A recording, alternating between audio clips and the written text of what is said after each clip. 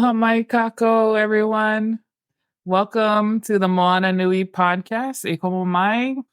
It's the end of February, and that means our Ola Lokahi month is coming to an end, but we celebrate Ola Lokahi all throughout the year. But during the month, we wanted to have some exploratory conversations around different themes and values that Hawaiians live by. And so today, February 29th, happy leap year. Our last concept is a combo that we wanted to talk through tonight. And the themes are PONO and PILINA. I think most people have probably heard PONO more than PILINA. So I'm looking forward to this conversation. This will definitely be a learning thing for me too, and just better understanding some of the things and hearing the perspectives of others in the community. Tonight, it's awesome because I'm joined by Dana, and these days it doesn't seem to be too often that we get to be on here together, but I'm really happy to have her. So I'll hand it over to Dana for real quick. Aloha, everyone. Thank you so much for tuning in. Of course, we'd like to thank you for definitely watching our episodes this month. And as we're covering the different terms within the Hawaiian language, we had an episode talking about ohana and aloha and several other terms that allow you to understand the connectivity, how it's connected to the Hawaiian culture, and more than just the surface that most people know of some of these terms like ohana because of things you've seen in media. So we're very excited that we're going to have this episode with several people that we're going to have on this panel tonight to talk further on these terms. And if you've missed our past episodes, definitely go to our YouTube page. There you're going to find a playlist of all of our content that is tied to the Hawaiian culture, including all of our series for this month. And you can just go and watch those to hear our insights from our panelists and so much more. But I'm going to go ahead and hand it back over to the yin to my yang, the Renaissance woman of our time. She has been on a world tour, basically, with her newest project with Lilo and Stitch comic book series. If you haven't heard about that, pick it up. Issue 1 is out there.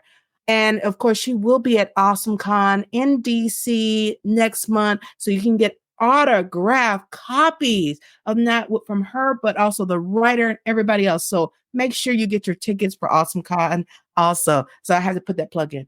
But I'm going to go ahead and hand it over to this amazing woman who we don't know how she does everything in her day, but she does it.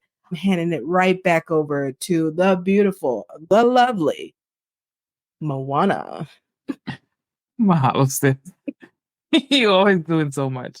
Yes, we're just excited about this episode. But I want to recognize Papa Ola Lokahi, who has helped to provide us sponsorship. It's really been helping our show grow and helping us to build our community. And we're honored to also have one of our guests, who I will introduce as our first guest, but she's also a partner that we work together with in the Papa Ola Lokahi communities. It's great to be able to combine our mana'o and just be able to add value to our listeners and to everyone who is discovering the show and as we continue to grow. So our first guest is Kanoelani Davis.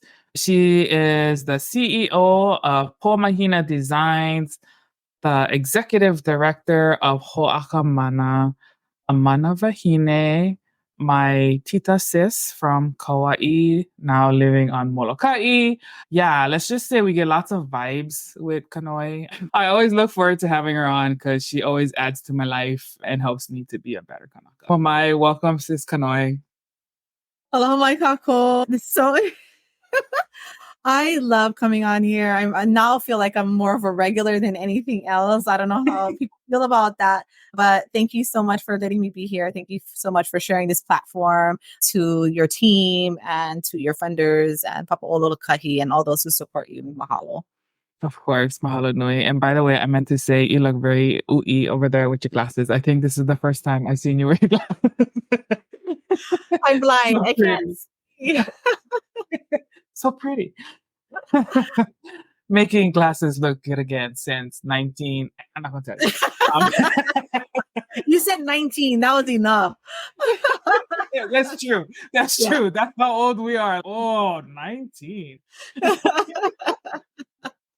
Oh my gosh. Okay. And so our second guest is our brother, Brad Starks. He is a TV and film producer who has a super long resume that I'm not even going to try to iterate to you guys tonight. It's long, it's good. He does fashion, photography, film, so many things. But what I love the most about Brad is he is a connective tissue. Like you need to hook up with some people, this brother will hook some people up. And so he has just, and he's so humble about it too. Like he works behind the scenes. He highlights the people who need to be uplifted, the ones who are like the change makers who are humbly working but making big impact in the community. And that's what I love about him the most. Ikomo Mai, Brad, welcome back to the show. Hey, you guys. I feel so blessed, number one, to be invited back, number one. And then number two, I don't know if you guys, Dana probably knows, today is the last day of Black History Week. So this is incredible. Right. Thank you for that. I got to do some shout outs. First of all, to Team Moku Moku. Thanks so much for talking about the show.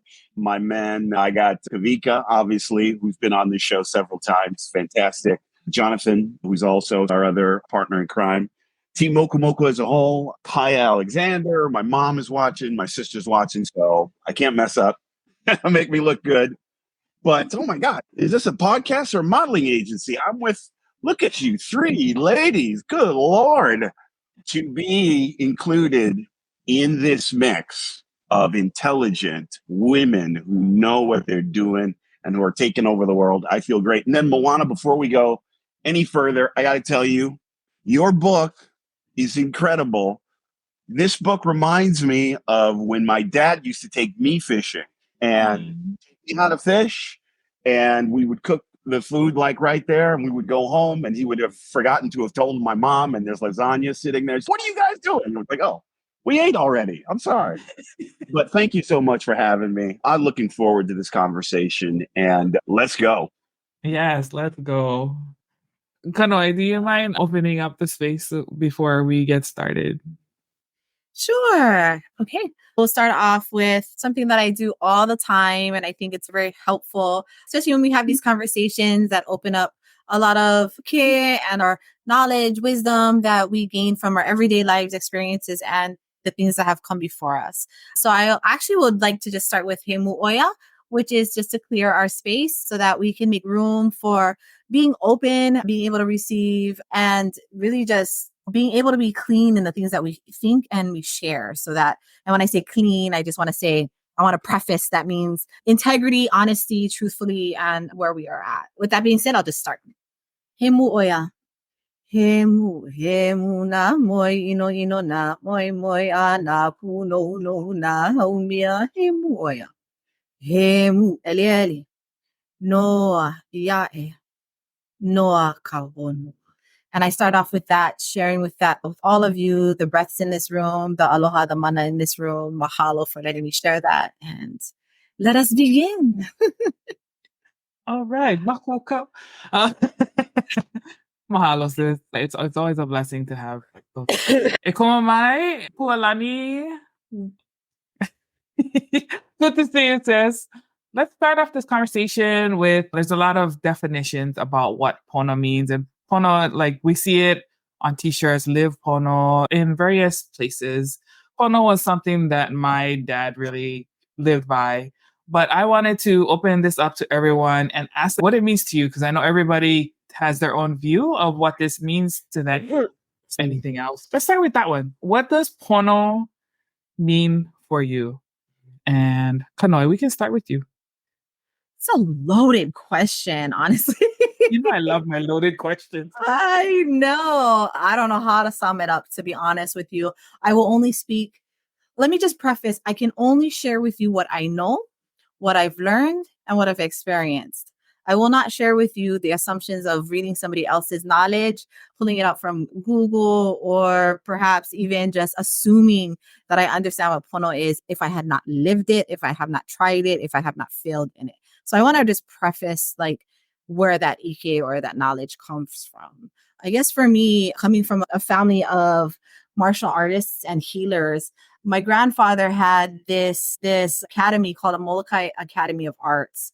And on the patches that we had to wear on our gi at the time and our shirts was a symbol.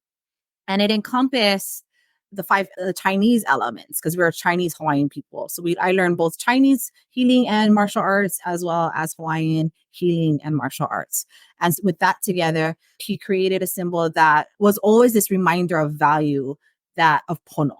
And so pono was actually our pledge as martial artists and as healers. And he wanted us to have it at the forefront of our bodies to best understand the why. We understood pono growing up in my mind, in basic terminology, it was balance, right? To ho'opono is to restore the balance. In like basic terminology, balance. Now, as a person who is in martial arts, balance to me meant my body needed to be in a certain way in order for it to move and have power as a martial artist. As a person who utilized pono in healing, the physical parts of pono is understanding pressure, it's understanding intention and integrity, it's an understanding of looking at the whole body, mind, body, spirit, everything before we go in to do any work. So that for us was this very tangible understanding of pono. And then aside from that, it was that we lived in a world of ku and hina, which is balance in the Hawaiian terminology, and then a yin and yang in the Chinese terminology. And so because we had these elements to help guide us in our motion and our movement on a physical level, it was a way to manage. It was a way to manage what pono meant, because pono is also perspective. And what we understood was that my pono is not going to be pono, your pono is not going to be my pono. Pono is perspective. I think when we had to define it in a Western way, in Western terminology, so that outsiders could better understand who we were and better feel like they could relate to us, we had to figure out a way that they would understand it.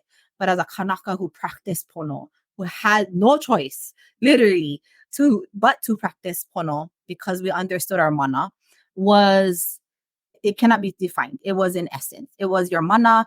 It was in the way you move every day. It was in your choice. It was accountability, and it was kuleana. That was pono. And there was a difference.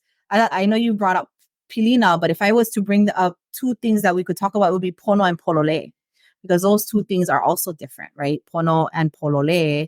Polole in the English terminology is correct or right. We've heard the definition in pono as being righteous. Very, again, to me, in my mind, and I don't speak for others, but it's very Western because it puts us in this one little box that we have to stay in. And it's either yes, it's either or. One of the things I've learned through my practices, through the teachings, and through all this stuff from childhood and generationally is pono is depends. So today, what I do and my choices today based off of a certain situation may be very different tomorrow, and what seems like the same exact situation, but actually is very different. But when you know yourself very well, you know the situation very well, you understand the whole, then you understand how to move in those directions. You understand how to operate, and you become the counterbalance to the balance in which is the effect and the mana of pono. Okay, that was a lot. That's it for me. Thank you. Okay, bye. Back to you, Bob. No, that was a lot, but it was well said. I love how you incorporated like the different, I guess in Western terminology, you would say the difference that you wear, right? And how it tends to make us think about that either or. Like you cannot be this and this at the same time. And I'm glad you brought that up because I actually had a talk earlier. I did a small speaking thing. And that was essentially how I introduced myself, was like, I know people I'm here to talk about myself as an author, but blah, this is all the other things that I am too. And I cannot introduce myself to you without acknowledging everything that makes me. Today, I'm going to talk to you with my author hat, but I'm also going to talk to you about this because for me, that is Pono, right? I cannot be Moana without all of these other things and all of these other people who have made it possible for me to be here. So I love that you talked about that. Pualani, let's go to you next. You ready? Yeah. Sorry. Kalamai. No I was worries. trying to get out of school and I had about 5 people catching me on the way out. And I was like, okay, we're just going to roll today. Just going to roll.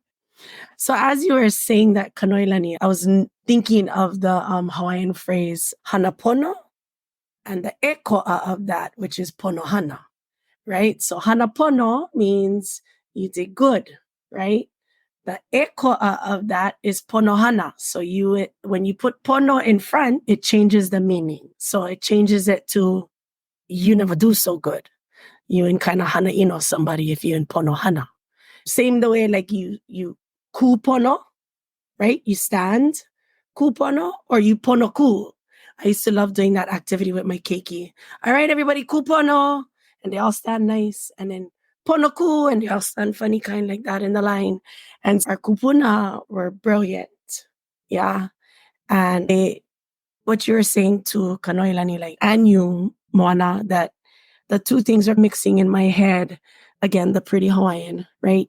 So I work in a system where I have to be siloed because, you're just Ike Hawaii now. But I'm trained to teach reading. I'm trained to teach math. I'm trained to teach science from a Papaku Makavalu lens. I'm trained to teach Ho'ikaika Kino, right? PE, because I'm an elementary teacher. I teach everything, right? But now that I'm in Ike Hawaii, I feel sometimes like they think I'm like the one trick pony, right? Oh, that's all you can do. And I'm like, no, aole. Like you're saying, Moana, I'm all these things. And I just don't come into a space being just this one person and balancing all of that. Because sometimes I got to be a little bit more pilihelu. When I'm working with my students, they're not understanding this math, this number thing that we're talking about. I do a quick little lesson or even out in the community, but balancing all of that. I think one of the hardest things that I always get frustrated with is being the pretty Hawaiian when you need to be the pretty Hawaiian, right? And I try to explain to people that I'm not just Hawaiian when I show up, right? At this event or that event. It's in everything I do. Sometimes I'm ponoku because I'm just not in a good space, right? And most times I try to hold myself very kupono in front of everybody, but sometimes I'm ponoku. Or sometimes my ku side wants to come out a little bit more than my hina side. And it is this, I do think also though that we have put definitions to words. I just had this, off topic, a little bit, not totally off topic. I just had this fabuloso conversation with my kids about the kumulipo and the word vale. And we had just talked a little bit about that. And in the dictionary, vale from the kumulipo is defined as sin.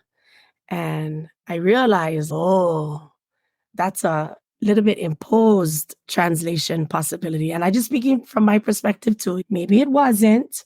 But then when we looked up vale and they found that word slime, my kiki were all in. They're like, you mean we came from slime, Kumu? Yes, we did. And they were just like, they were bought in at that point. But having that conversation with them really, really was like, just blew their mind up because they've been siloed as well. Yeah, they've been siloed. And so they're just like, what?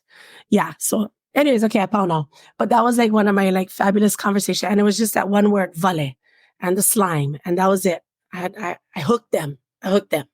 You hooked me because now I got to go look in a dictionary. I was like, let's explore this word more. Man, Brother Brad, what are your thoughts on what does Pono mean to you? First of all, Hope, thanks for being here. You missed like the backstage conversation, but it basically came out. I have internet stalked both you Both the ladies who are on our podcast right now, you guys are absolutely incredible. Hope, the work that you do with special needs kids is absolutely amazing. I've found every single item and read it front to back. Thank you so much for everything you do. You are fantastic. And you were talking about martial arts. I don't know, and I would love to know if you are familiar with a female master from 2012 named Rika Usami. You talk about balance, you talk about grace under pressure, and all of these things having to do with PONO and all these other kind of things. I would love to have you watch that. She embodies that. Absolutely incredible. I think you'll find a lot of value in that. And one of the things my father taught me in trying to learn about yourself is to learn it through sports, team sports, which encourages teamwork, working together as a team, but also martial arts, track and field, these solitary sort of athletic endeavors that really teach you to focus and to look inward and to be strong that way. And through some of the things I think that we're talking about today, listening to what everybody has to say. And my grandmother used to tell me something that I heard someone say to me 2 or 3 years after I've been here on Maui. I've been here for about 11 years. I moved here from New York. I worked in the fashion industry for a very long time, more than 25 years, in Europe, in New York, all over the world. I can say that. Don't take PONO or aloha for weakness. Okay? Yeah, you can be open. You want to be nurturing. I think one of the important messages that I heard from both of you is that we're more than a sum of our parts. And when you want to impart important learning, especially to kids, you want to embody everything you are to really enrich that message. I'm sure there are tons of people who have talked about sharing PONO and sharing aloha for years before us, but it's not the message, it's the messenger. Hope, you have a certain way of doing that in which everybody takes that in, but that's based on what your experience is and what you bring to it. Everybody has that. And I think it's so important, and it's definitely needed in today's world, because social media is really hard, especially like on young females. Like I see it, it's hard on people in general. It's definitely something that doesn't skew to our better values. But Kealani Davis, and you already know this, I've liked every single video of every message you've put out there, and you're doing great work. I hope to see more of that. PONO for me, I try to embody it from what I know, and I try to extend the aloha that I want back to me. I try to practice it every day. Like I say, sometimes people may catch me sideways and they get a whole different experience. I would also think in being an engaged personality and a living human being in the world, you have to take care of yourself. And I think as creatives, sometimes we don't do that. But if you don't take care of yourself, you can't take care of anybody else. You can't share aloha with anybody else. So that's what I take from it. I love that, because I think that calls back a little bit to one of our previous episodes where we were exploring malama aina, and how we mentioned that like malama aina is not just taking care of our land, it's also taking care of ourselves and making sure that we're in balance, and we're able to bring ourselves to the space in a good way. And if not, then we need to go malama aina, right? I think that's also part of being PONO too. So Kanoi, I know you wanted to explore the term kahupono. How do you want to approach that? Yeah, no, I thought this was a great opportunity. I was going to do a talk on this even on our platform, because a kahupono, it's interesting. So kahupono was given to me as a last breath from my grandfather, who was also a kahupono, and his father was a kahupono. So the way I had learned it, it's a familial thing, right? It's a generational thing. I haven't heard it outside of our family. Does that make us wrong or right? No. But what's interesting is, because I haven't heard it outside, doesn't mean it doesn't exist outside of here. But it is my kuleana now that after my grandfather's passing, it took me about up until recently to finally embrace being a kahupono. Even when I became a kumu, it took me a while, years before I was like, okay, fine, I will accept the kuleana of a kumuhulu. Interesting enough, that's the things we live for, right? We do all these practices to elevate into this level of quote unquote kuleana. But when we get there, we're almost like, whoa, for us as Kanaka Maoli, the title is not just a title. It is an absolute kuleana, and it is an absolute responsibility. You are very much accountable for everything that you do, touch, speak, act today when you're alive and when you're dead, and everything you've left behind. And so, I wanted to bring up this kahupono because people are starting to ask questions like, well, what is a kahupono? And it's like, all right, cool. Now we have these conversations. But then I'm also seeing people pick up these words. Now everybody's a kahu. Now everybody's a kahupono. I'm like, okay, now we're appropriating Kanaka. We're appropriating Kanaka. Stop. Because unless you're ready to battle in that world, I wouldn't pick it up. And that's for people who've practiced this a whole lifetime. And the kahu pono, so kahu, if we had to break it up in literal Western terminology, I'm going to keep doing this because that's what it is so that everybody can understand it. That's not Hawaiian or is Hawaiian, but it's learning Hawaiian. Is kahu was the person, I think it's defined as like caretaker or somebody who takes care of something. I don't know. I haven't really looked it up and then pono, right? Whatever, we balance, harmony, all the other things. Not forgive me, not I love you, that song. But kahu is deeper than that. Kahu is a requirement. A lot of the things, if you listen to Hawaiian language, it is more verbiage than it is descriptive. They all hold a kuleana.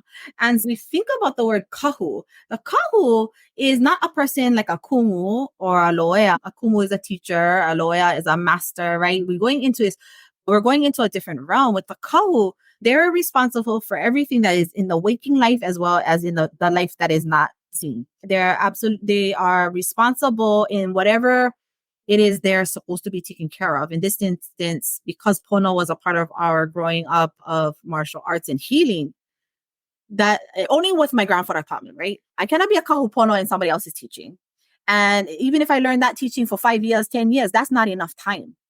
I have learned this for over 44 years of my life. So when you've reached that level, and I don't care how old you are, if you've given that sacrifice and that suffering, because we're going to keep talking about that suffering, which got us to this point, then we can have those types of conversations. But because it's a new learning concept, even some of those older folks who didn't know what it's about, they question it. I have had Olohe question my lua practices, my forms of practice, my forms of weaponry. And then it shut it down because as a young person, I thought, oh, was that not real? Because it wasn't validated by the community. Then I acknowledge, you're not my community. You're not, because you weren't around when all these things are happening. And then to erase genealogical and familial ties of our practice is not pono. And the pono is the kuleana. I was sharing with you earlier. It is the kuleana. So the kahu pono is responsible for everything I put out. So if I'm going to be given the title, then I am accountable. Even if you're not in my presence, if I've given you something, I have to be accountable for that. So like, even in this conversation, if this gets misconstrued later in the future and it comes back and I have to go, okay, wait, that's not what I said. Or you ask me a question, I have to answer it because it's already there. It's put out there. Other than that's why things stay huna. They stay hidden.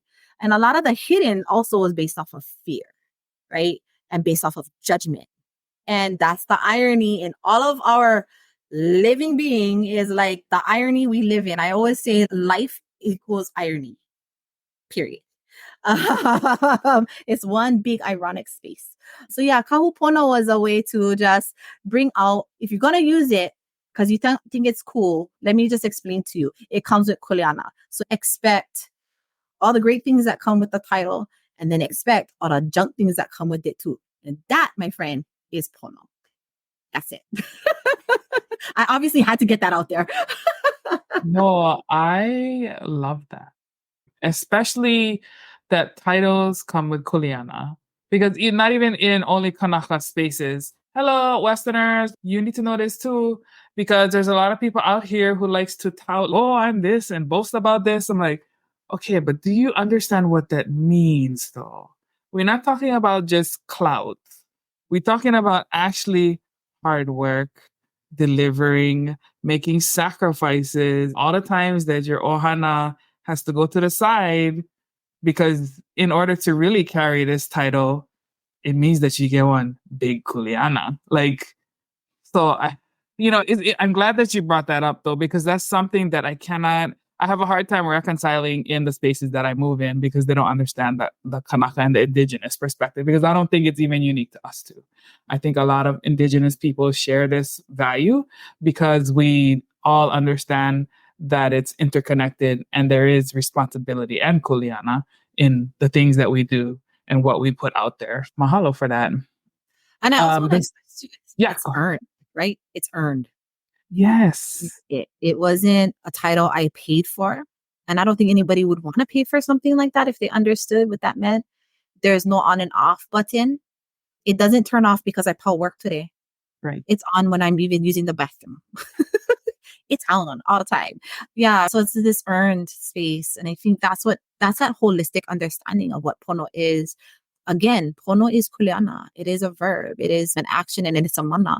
It is not, it's hard. It cannot be defined because it also is perspective, right? It's, again, irony and contradictions. That's what we live by. Sorry, that was it. Pualani or Brad, do you want to add on to what Kanoi said in your perspective? So as you're talking about kuleana, now all the Hawaiian words I know, right? I don't learn everything about them at the time I'm learning the word. Bits and pieces come later. Yeah. I've known kuleana since I was a child. And what did it mean? Responsibility. And I say it like that too, because it is a kuleana. But then when you really look at the word kuleana, which I did, and it was a happenstance, and it always happens that way to me.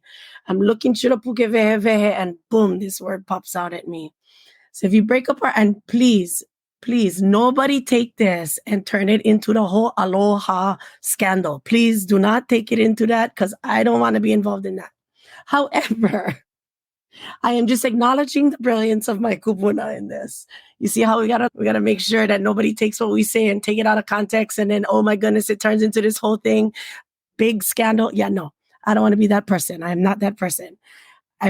So I'm looking through the dictionary and I found the word kole. Kole actually means the opposite of movement. It means to not do anything. But when you add ana onto it, it activates it. So you see our kupuna, they were brilliant. So just like hana pono and pono hana, kuleana, without the ana, without the activating word at the end that turns something into an action, yeah, it means you're doing nothing.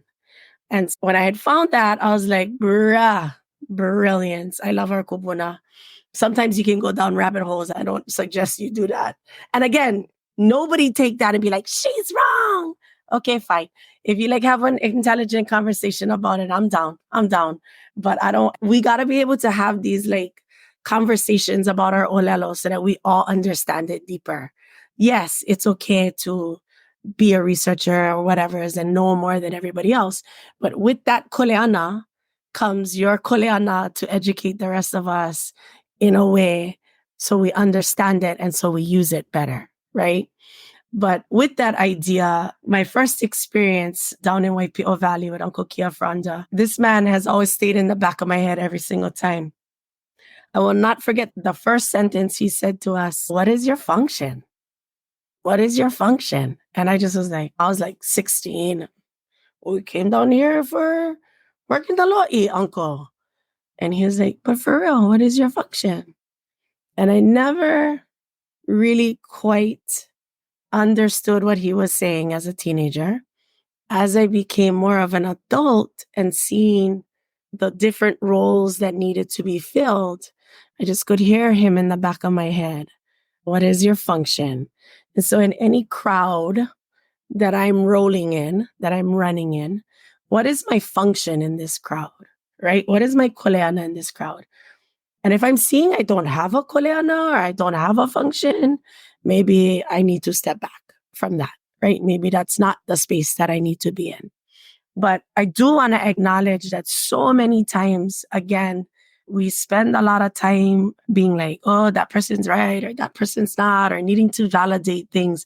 That is also, I think, a Western construct, because our kupuna were very clear. They were very clear with that. And so that means that Ike looks different in every halau, right? It may sound different. It may look different. Does it mean it's wrong? No, it's different. But same like our houses, right? Just like our regular houses. The way I run things is probably not the way other people run things in their house, right? And same for bodies of knowledge. I do want to say, though, there's a very distinct line between greeting things and doing things with being pono in doing it and then not. And usually it comes out and you can see it. And it usually comes out in the vibe of the people that it's affecting. Because if they're not feeling like they have a koleana in the circles that they're running in, then that means the pono is not happening. There's something not, there's a little bit pono hana. It's not hana pono. But yes, pono is not just like balance, unity. I feel like sometimes in the English world, we have this need to just put this exact English word to it to make it valid. But it really is all the things, right? It is all the things. And usually the undercurrent of the crowd or the area that you're at, the pono of that area is going to be felt in that undercurrent. And really also the people, because if they know their koleana, things run, right? If people don't, then not so much. But I'm going to hand it over to Brad because I'm talking too much. With every single second that goes by within this incredible conversation, I learn a lot more. Thank you so much. Everybody is so insightful. Some of the things that I basically took from what I've heard is being accountable for your actions and for your words. Always, you have a responsibility. Hard work comes with responsibility. I think I got a note here, irony and contradiction. That is the human experience. That's life. Well, your uncle can tell you one thing that happens, and then you go out and you experience it completely different. You come back home and you tell them, so that can also happen too. But in being responsible members of any community, we have to understand that there are temporal differences that happen in the world. And the test is, or the idea, I think maybe what life's lesson boils down to is life is a fantastic, amazing opera. There are these incredible highs and there are these terrible lows, and life hurts, but there's nothing else like it. And you only get one life to live. How do you live that as a responsible person? Not only to your neighbor and to your family, or to your husband, or to your wife, or your lifetime partner, but people you encounter every single day in your life. Moana probably knows me out of the best of everybody here, but I go out of my way to engage with anybody throughout my day. And it probably goes back to something my mother told me when my first day of school, when I went to school. She dressed me all up. She had me all like together. I had my books. I was all ready to go. And I'll never forget it. She said, Brad, I want you to go to school and I want you to make 5 people smile. And I was just like, what is she talking about? I don't know anybody, but I can't even tell you if I did it, but I can tell you the way I conduct myself here more than anywhere. And again, I've lived in Paris. I've lived in Italy. I've come from Chicago and all these other kind of things. If I've learned that if I lead with my empathy, I don't have to speak your language, but I can listen to you and I can hear your words and I can take in your meaning. Hope you actually said something that I wrote down. There are these words that encompass these thoughts and these ways in which you should treat everybody. But you can just have that word, but if you don't put feeling and an understanding of what that is inside you, that's personal to you, it's hard to really understand that. And I'll let you guys in on another thing. Obviously, I went to public school in the mainland. And years later, 10, 15, 20 years later, once you get older, you start to understand what I learned history-wise was written by mainland white colonizers. All I know about history has been whitewashed to make them look good. I can tell you, I remember the 1 week I learned about Hawaiian culture, 1 week. And the icing on the cake was listen to 15 Don Ho records. Ridiculous. And, how one of the things I love about the community that I live in and my friends that I work with on, it's a diverse melting pot of different beliefs and people who come from different places. But we all live under this understanding of aloha. How are you doing? The word aloha, when I work with like mainlanders in commercial endeavors, I get hired sometimes as a fixer or an associate producer on television shows and things that come here.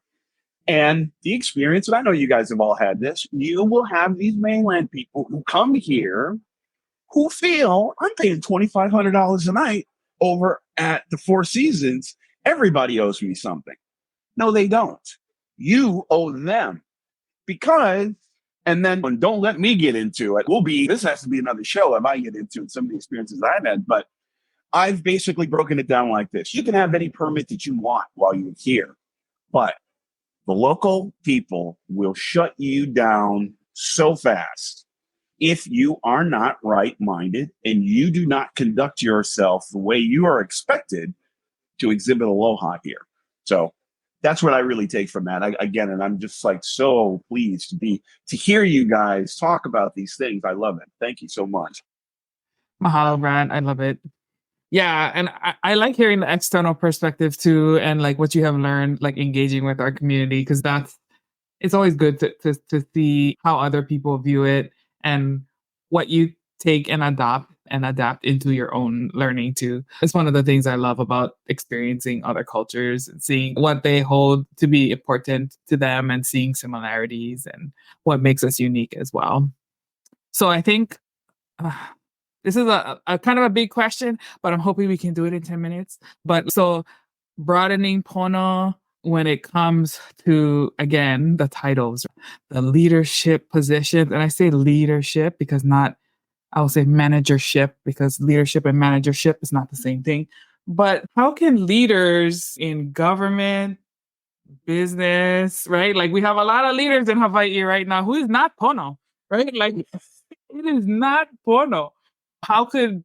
What are the things that are missing in, let's use the fires, for example, right? Lahaina. What is not Pono about Lahaina? What should they be doing better? And I know that's, Moana, we just opened up a whole new episode right now, but let's try to see if we can keep this in 10 minutes. Who wants to start? Ready and go. I got to put the challenge in there.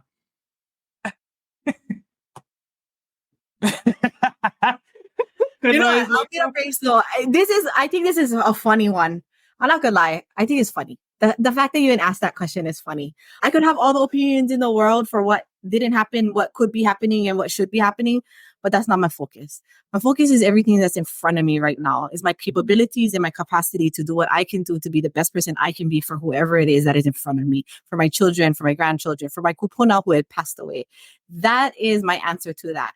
It is not my business. And yeah, I honestly, okay, we're going to sum it up into a couple of minutes. Okay, for real though. Honestly, we cannot control what people do out there.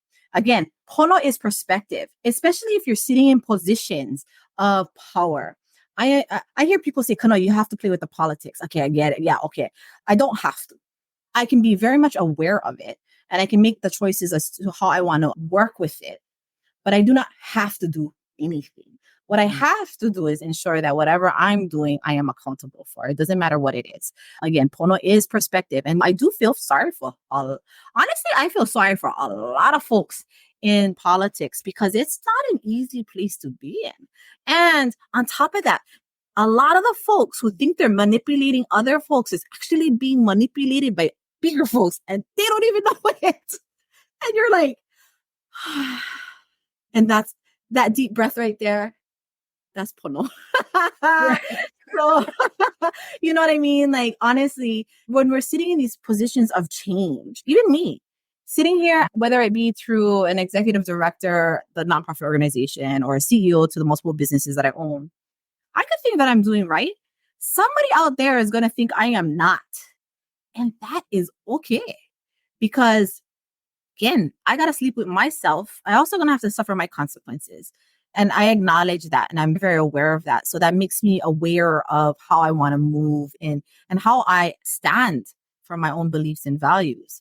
And so I think one of the biggest things in regards to what had happened, we cannot change what had happened, but we can change how we're going to move forward. I cannot change other people. I can have conversations. If they ask me a question, I'm going to give it to them. One thing I don't like, and I try not to put this on others, is you should. As soon as I hear you should, I'm done. Conversation's done. And I hear this a lot because it's a very hierarchical way of speaking. And it's a very controlling way of speaking without you taking the time to listen, to ho'opono the whole space, right? To better understand it in order for you to tell me what I should do. Instead, it's really of what is it that I can offer and bring to the table? What is it that I have that can help enhance this space? And if I don't have anything, it's fine. And if I didn't take the time to listen to see if there is a need, then I, like how Pua said earlier, yeah, I can walk away. It's okay too. Sometimes walking away is pono. Very much. So I want to leave with that. I know it may seem like a cop out for whoever, but if you know me, if you deeply know me, then you understand that's none of my business. All I could do is me. And all I could do is whatever I do here, that's what I'm responsible for. And I will do it with the best radical honesty, radical aloha, and with integrity and creating secure and safe spaces for myself and those who are around me. And that's the best I can do. And if I cannot, I will humbly, with all of my ha'a, say, okay, mahalo, I will not be able to, or I cannot. And that's, to me, politics is our place to be in. And I'll leave that at that. Mahalo. I'm not surprised by your answer, and I'm glad that you said it, though, because I think a lot of people need to think about that, too. It's easy to get caught up in the emotions of certain things. And sometimes you got to pull back and be like, okay, what is my kuleana in this space? What is it that I can do to move it in a positive direction versus getting caught up in the whirlwind of negativity that we find in a lot of spaces? Anybody else want to add? So I'll try talk fast too. I'm also going to go on the lines of, I think our Aina has already whispered to us what is the best path for Lahaina. It's if we're going to listen. I'm not from Lahaina, so I'm not going to speak for the people of Lahaina at all, but I'm going to speak for Hawaii in general. I think our Aina has been whispering to us for the past 20 years what we need to do. And I think many of us are boots on the ground trying to do, maybe looks a little different in every community, but we will do much better by coming together than being crabs in the bucket, pulling each other down. We will do much better than that. Our Kubuna tried. I know, Kamehameha. He was a little bit bull in a china shop. He tried though. But like that, right? The duality, because we lost a lot of people in those battles of unification. But had he not unified us and the colonizers came in, they would have took us by storm way faster, right? So the duality of that. And we can say that now because we're out of it, right? We weren't living in it, so it's a little bit different. So I'm not gonna speak to that, to just what is happening in Lahaina. What was happening in Lahaina was 200 years of mismanagement, and it goes across the Pai'aina, right? It goes across the Pai'aina. And I get to play in politics. It's not always fun. And it is for some of these people who take on these leadership roles. One of my uncles told me, when you're the leader, sometimes it's lonely because you don't know who around you is going to really be there to support what you say, right? I do hope that our young Kanaka that really do care for our Aina, or even, I don't consider myself that young anymore. I consider myself on the other side a little bit, not totally, but as young as I was, for sure. Is that song? Not as good as I once was. No, but getting into positions to make the right choices and be ready to catch cracks, because you can catch cracks. Being in those positions, is those cracks worth it to move us forward? But it's not going to be an easy road. We didn't get here by people making good choices. We got here by a lengthy thing of not good choices. But at the core of it, politics is not for everybody, right? It's not. I don't even know if it's for me. I just somehow ended up in that realm. And it's not always the most comfortable of conversations to have, because sometimes the human entity that needs to really be thought of is removed in order for decisions to be made. And that's probably the hardest part, because at the end of the day, every single one of those numbers has a person attached to it, right? And that is hard. That is, you gotta, yeah. So anyways, I can speak for Lahaina, but I'm gonna speak for Hawaii in general. Not speak for, but just speak to Hawaii in general. We do need to, us as a people, like Kanoilani said, we need to take care of ours and make sure ours is good. We gotta, I speak for everybody else, but the working together actually gotta happen. And we cannot just talk that talk. We gotta walk that walk. And we got to acknowledge each other's differences in the way we learn, in the way we teach, in our bodies of Ike. And how can we find that common ground to move us forward? Because if our canoe going to spin in circles, we're not moving forward. And we got to find a way to make those tough decisions. But really, again, I'll go back to our Aina has been whispering it to us time and time again for the last 20 years on what it needs. And maybe we just got to listen. So I'll go to. Yeah, Hope, I totally agree with you. I moved to Maui after having lived in New York for well over 25 years. And I lived less than 30 blocks away when 9/11, when those buildings went down. And I watched all of that play out. And the transformation that happened over the next 4 months after that tragedy, you really saw a lot of what they say about New York is very true. Everybody is hustle bustle. They have like their own agendas and all this kind of thing. And that happened. And you saw an instant change in people's way that they dealt with complete strangers. I evacuated from my place living up country that night. I called several of my friends who were dead asleep, and they've told me afterward, man, if you didn't call me, the house would have gone up, or it was very close to like that. But quickly, just to recap from what I've heard, it's okay to have people disagree with you. The difficult thing is to learn how to be in an uncomfortable situation and to hear somebody out when you know that what they're saying is misguided or it's based on misinformation, and you know it to be different. But just to have the strength to hear them out, let them say what they're going to say, and then give them a counterpoint. Moku Moku, we spark a lot of controversy. And as right-headed as the show is, we literally just want to show and address a lot of social problems that local people have. Now, once we released it, I sat down with all of our head team, and I was just like, listen, guys, we are all going to be challenged about this great show that we did, because we're just getting the conversation started, and someone's going to come up to you in line at Costco. Why didn't you guys do an episode about this? Why didn't you do an episode about that? Don't get defensive. That's interesting. Tell me more about that. What would you like us to talk about? Okay, cool. We only have 6 episodes made. That's a really great thing. Thanks for sharing that with me. This is why we did what we did. And you have to figure out a way that you can actually steer that conversation. I think that's great. You guys talk about being political. I'm an African American man. Can you tell?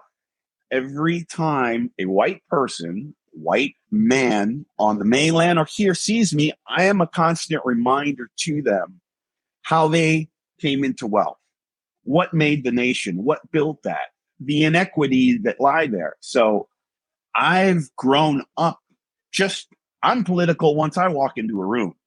But again, we all have to learn how to deal with that. And yeah, you guys say that politics right now is very difficult, and it's always really difficult. But the thing is this, and I think you guys are already there, and everybody within this conversation already does this. When you see injustice, when you hear something that's said that's wrong, you don't call that person out. You're telling them to call them up. Hey, man, what you're saying is wrong. Let me enlighten you. Let me really tell you why locals have a problem with the way you're conducting yourself right now. The resort that you're staying on, some of the people who worked there their ancestors were forced off that land. Do you understand that? And here you come with this attitude? No, you shouldn't be that way, man. Oh, really? I had no idea. So yeah, there's going right back to martial arts. There is a way in which you can redirect that energy to turn it into a positive experience. But then again, I think, how can we speak on that with power? Become your own best example. I'll give you guys a quick anecdote. Something I did while I was home in the mainland. My mom lives in Madison, Wisconsin. Frigid temperatures. I go there during the Christmas holidays when it's the coldest, 35 degrees below zero. Ridiculous. There I am. I have this great opportunity to go and meet with this advertising agency. I've got this great friend, Mike, who owns this incredible ad agency. He wants to hear my ideas of how we might be able to work together. His place is right around the corner. This is like in downtown Madison. I know it really well. I grew up part of my life there. It's this great little restaurant that's there, but they serve these huge portions of breakfast. I go there, I order breakfast, I eat half of it, and I call this the Eat Half Challenge. I eat half of my meal. I package the rest of that up. I put it in a bag. I grab another cup of coffee. I go out on the street where I know there's a homeless community there. I find a guy and I give it to him. I can start there. I can share that story. And within that story, I can share a belief that we need to take care of each other. The Lahaina fires were terrible, but I'm not happy it happened here, but we proved to the world that everybody can live with aloha. We can take care of each other. Hey, it wasn't FEMA, and I'll get on a roll here. It wasn't all the big boys who flew all the way out here to take care of the people that we were finding in the water and on the streets. It was us. It was us who did all of that. And I'm so proud of Team and Nicole, who's doing all that great work over at Maui Rapid Response. She really led us. Patty Silva did a great job, who's one of our actors and our actresses on there. We had 5 people, our cast and crew, who were affected by that. And it was a hard moment, and the recovery effort is going to be tough, but we're still living through it, and we're still all sticking together. So very happy about that. Mahalo, Brad. Thank you all so much for sharing that mana'o and helping others to see different ways of approaching situations, dealing with them in positive directions. Because uncomfortable conversations, they're just not easy, and not everybody can navigate those. But I feel like it's a very important life skill because life is uncomfortable. But still coming out of it with aloha, being pono, and being respectful of the 2 people or 3, multiple, whoever, who come into a situation, and hopefully everyone can grow from it. So mahalo nui again for being a part of our show. Sorry, we're a little bit over tonight. I like to stay on time, but I just had to ask that question.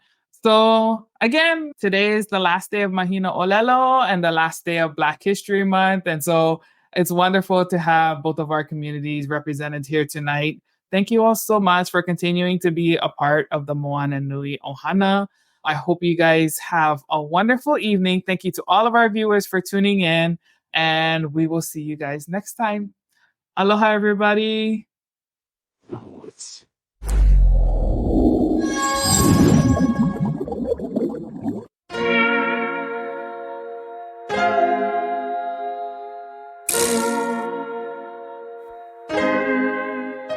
So many stories left to tell, even if we have to ourselves. Can't keep history on the shelf. If we won't tell it, we will. If this the land of the free, it was a freedom then. When they annexed Hawaii and called it cedar lands, without any type of payment and no signing off. Called themselves the Republic in 1894. 1.2 million acres overtaken from the Native Hawaiians. When they resisted, the West retaliated in violence and erasure. The Hawaiian language is banned as part of colonialism's plan to expand, yeah.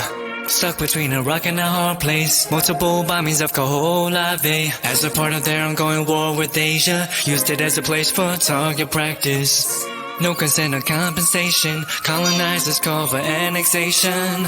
No work out for all the locals. School never let you know. So many stories left to tell, even if we have to ourselves. Can't keep history on the shelf. If we won't tell it, we will. Too many stories left to tell, even if we have to ourselves. Can't keep history on the shelf. If we won't tell it, we will. We will. So if we put Hawaii into perspective, Black and Asian history is interconnected. Considering the fight with the Pacific, then of course versus Asia, they was treated as a middleman for war, but didn't let the Western colorism run its course. Cause dark skin was a sign of dignity to core. The land was taken in the name of capitalism, when prior to it was an actual kingdom. Clap back at the system. Stuck between a rock and a hard place. Multiple bombings of Kaho'olawe as a part of their ongoing war with Asia. Used it as a place for target practice. No consent or compensation. Colonizers call for annexation.